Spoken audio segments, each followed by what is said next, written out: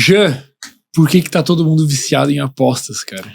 Porque tá todo mundo viciado em apostas. Fermento, a gente tem muita clareza já de quantos mecanismos psicológicos estão envolvidos em apostas online, bets ou tigrinho, foguetinho, coisas assim. Então, existe um conjunto de fatores que quem programa a casa de apostas sabe muito bem. Há vários elementos do funcionamento da mente humana mesmo que prendem a pessoa ali jogando. Talvez uma coisa que as pessoas se perguntem poxa, mas apostas existem há centenas de anos, a gente tem loteria no Brasil há quanto tempo, tal. A questão é que o jeito que, por exemplo, uma loteria funciona de um jogo de azar, por exemplo, como uma roleta, para jogos online, os mecanismos psicológicos envolvidos são completamente diferentes. Mas por quê? O que muda? Vamos lá, tem várias coisas. Então, eu acho que o primeiro que eu consigo pensar assim, principal, que talvez seja um dos motivos por ter virado uma febre, é o acesso, né? Perfeito. Esse é um fator importantíssimo. Então, agora você consegue jogar na loteria de maneira online, né? Mas até pouco tempo atrás, para você jogar numa Mega Sena, você tinha que se deslocar até uma casa lotérica, ficar numa fila, pegar uma caneta, pintar os números que você queria apostar, você fazia a aposta ali, era atendido por um ser humano, e aquilo seria sorteado talvez dali 2 dias, 3 dias, ou no mesmo dia depois de horas. Então aqui a gente já tem, por exemplo, a facilidade de acesso, isso já faz muita diferença, né? Então tá literalmente na palma da mão, uma bet, um tigrinho, eu tô no meu celular ali, e a gente tá com o celular o tempo todo, você consegue fazer isso. Agora, já vimos aqui, só nessa breve primeira resposta que eu te dei, que existe uma diferença do atraso entre a aposta e a perda e a aposta e um eventual ganho que a plataforma online te dá. Então, a plataforma online, ela é programada por meio de uma coisa que em psicologia chama reforçamento intermitente. O que isso significa? A gente sabe hoje já, desde pelo menos dos anos 50, desde 1957, para ser mais preciso, que se você tiver um comportamento que obtém uma recompensa 100% das vezes, eu faço ganho, e eu tenho um outro comportamento que eu ganho de vez em quando, eu não sei muito bem quando eu vou ganhar, eu faço e eu ganho. Eu faço, não, faço, ganho.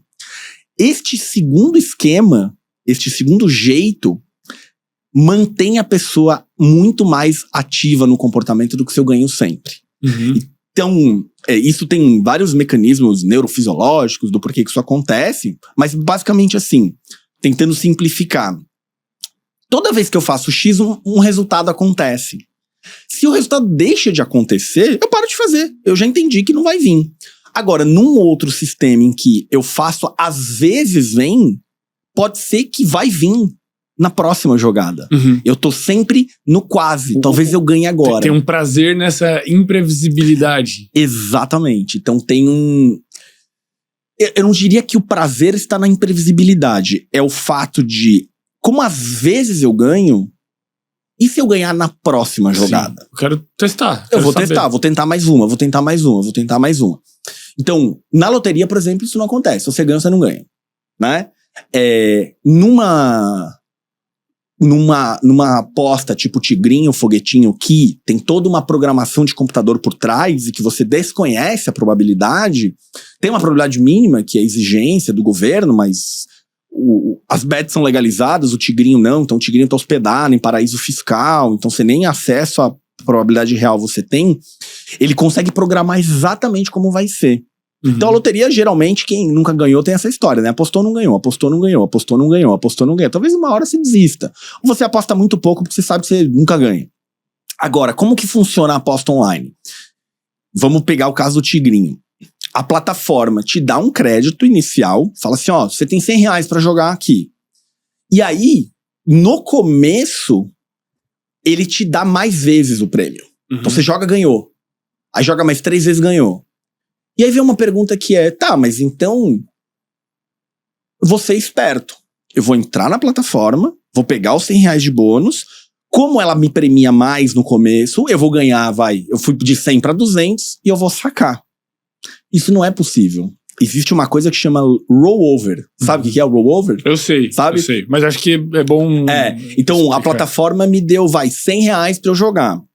Só que eu só posso sacar aquilo pra uma conta depois que eu tiver feito, por exemplo, 20 vezes eu investi R$100 no meu bolso. Investir, é modo de dizer, né? Coloquei lá. Aquele dinheiro tiver sido apostado 20 vezes. Exato. Então, assim, você jogou com R$100 que eu te dei de bônus, se você jogou 20 vezes R$100 do seu bolso, o resultado daquilo você pode pegar. Só que acontece, no esquema intermitente, a plataforma é programada pra quê? No começo, você vai ganhar. Você fala, eu fui de 100 pra 120, pra 150, pra 200, pra 250, pra 300. Nossa, vou pôr mais dinheiro. Você começa a perder. De vez em quando você ganha. Só que você ganha um valor que nunca é superior ao que você pôs. Tu nunca mais recupera. Nunca mais você recupera. E aí, tem uma coisa que vem junto aqui. Isso talvez aconteça mais nas bets do que no Tigrinho, a gente pode até tentar separar um pouco, que é o comportamento supersticioso. Então, o que é o comportamento supersticioso? Ele é aqui, ó, quando eu aposto no Tigrinho, eu faço 3 vezes, eu aperto do lado esquerdo da tela, eu dou um prêmio.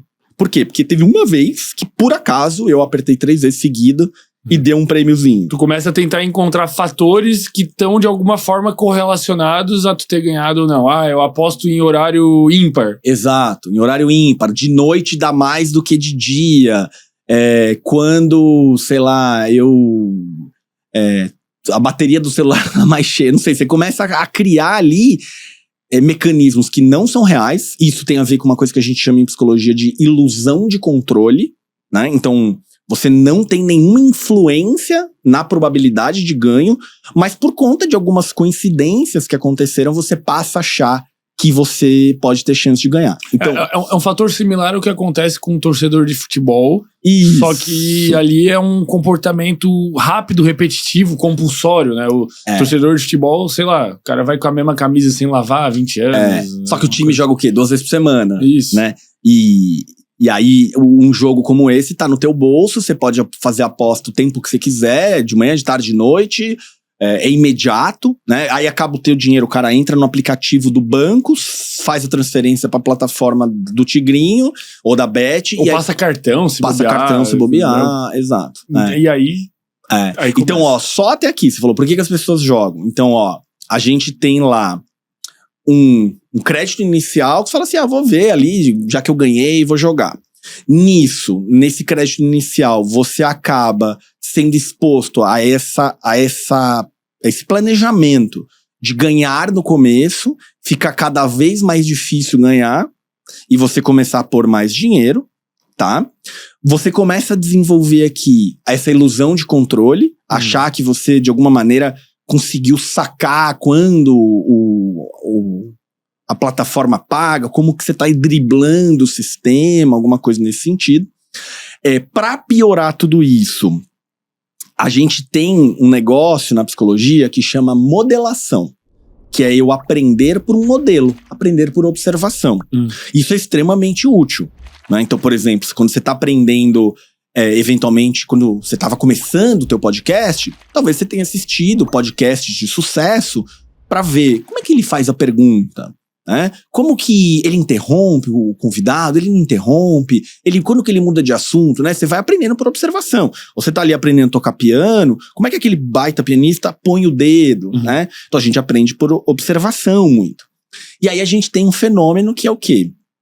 Os influenciadores, as celebridades, que recebem um bom dinheiro para receber, no caso do Tigrinho, um Tigrinho programado para que eles, como se ele estivesse ganhando. Então é um Tigrinho que está com as suas probabilidades programadas de outro jeito. Eu vou lá, abro uma live no YouTube, no Instagram, mostro, ganhei ali, ó, quando eu cliquei aqui deu, não sei o que, eu ganhei R$1.000, ganhei R$2.000, ganhei R$3.000.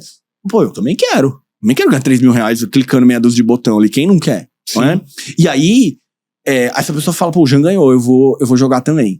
Então agora, além de todos esses mecanismos, você tem agora um modelo, e geralmente eles vão escolher pessoas, né, com muita influência, assim, pessoas famosas, jogadores de futebol, influencers. E as pessoas começam a dar a entender que às vezes as coisas que elas têm, elas conquistaram através de Tigre. Então, parece com um carrão, que na verdade é o dinheiro que ele ganhou da publi, né? O dinheiro que foi pago com o dinheiro que o trouxa perdeu. Exato. É o dinheiro que ele compra o carro e dele mostra, não, ó, ganhei aqui, consegui comprar. E ele ganha um dinheirão, né? Uma influencer, a celebridade, que proporcionalmente o que a casa de aposta ganha é migalhas, né? Eu, Fermento, eu já recebi, cara, acho que mais de 100, 150 directs no meu Instagram me convidando pra ser influencer, fazer live, ter parceria.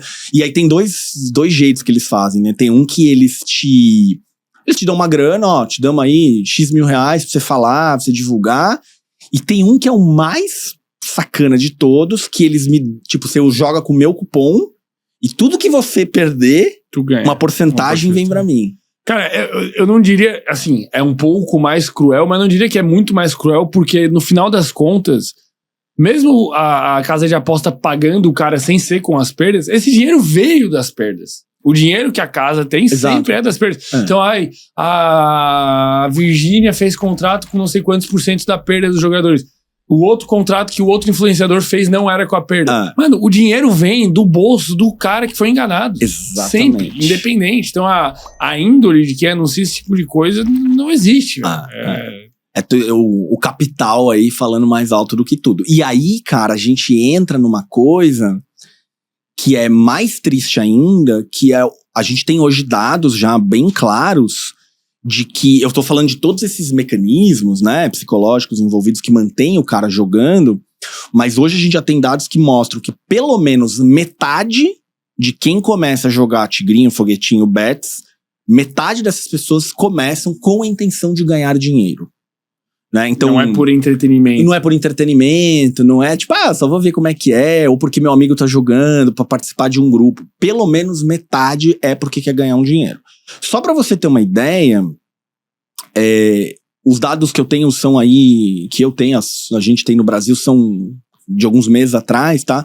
Mas estava sendo gasto, somando bets e tigrinhos por mês, 20 bilhões de reais. Tá? Cara, meu Deus. Desses 20 bilhões, 3 bilhões eram de beneficiários do Bolsa Família. O que é o mais absurdo. Que representa, pra quem não compreende isso, as pessoas literalmente mais pobres e mais necessitadas do Brasil. Exato. Elas estão deixando de comer, né? O dinheiro que é pra elas comprarem ali o arroz, o feijão, o pão, o leite, elas estão deixando de usar esse dinheiro para apostar. E aí é importante a pessoa não pensar aqui de jeito nenhum, tá vendo? É um vagabundo, tá vendo? Ele tá usando da assistência. Não, é uma pessoa que já tem muito pouco, já não tem quase nada, e que é enganada pela publicidade, pela mídia, pelas redes sociais, todas as camisetas de time de futebol agora é um bet que patrocina, né? São pessoas que, infelizmente, se cria ali uma falsa esperança. Porque você tem aquela coisa, e se der certo? E se eu ganhar, né? Tipo, e se comigo for diferente? E se comigo for diferente? Na loteria sempre alguém ganha, né? Sim. Tem aquele cara que ganhou lá 10 milhões de reais, se for eu. E aí a pessoa, às vezes, transpõe esse raciocínio ali pra uma bet, pra um tigrinho. Tem uma coisa que eu acho importante a gente falar, Fermento, que quando eu vi esses números, 20 bilhões de reais e tal, né? Eu não tinha muita noção do que era esse dinheiro, assim. Aí eu descobri uma conta pra tentar entender um pouco o que é esse dinheiro, assim. E essa conta é a seguinte: se a gente pegar 1 milhão de segundos, 1 milhão de segundos dá 11 dias e pouco, tá? 1 bilhão de segundos dá 32 anos. Então, só pra gente entender a massa de dinheiro, né? Porque 1 milhão, 1 bilhão, é difícil às vezes a gente entender esses números, né? Não dá nem pra... Né? Então são 20 bilhões. Por mês. É quase 1 bilhão por dia, cara. E esse dinheiro, o principal problema que eu vejo quer dizer, eu vejo muitos problemas, né? Mas um deles é que é um dinheiro que literalmente tá saindo do Brasil, sendo jogado no lixo, né? Não é um dinheiro, assim, não é uma empresa brasileira que tá ganhando dinheiro e com isso ela contrata mais funcionários e, sei lá, de alguma maneira reinveste. Pô, sei lá, pelo menos tá deixando rico alguém no Brasil. Não, esse dinheiro tá indo lá pras ilhas da... E tchau. Gostou desse corte? Deixa o like e inscreva-se no canal.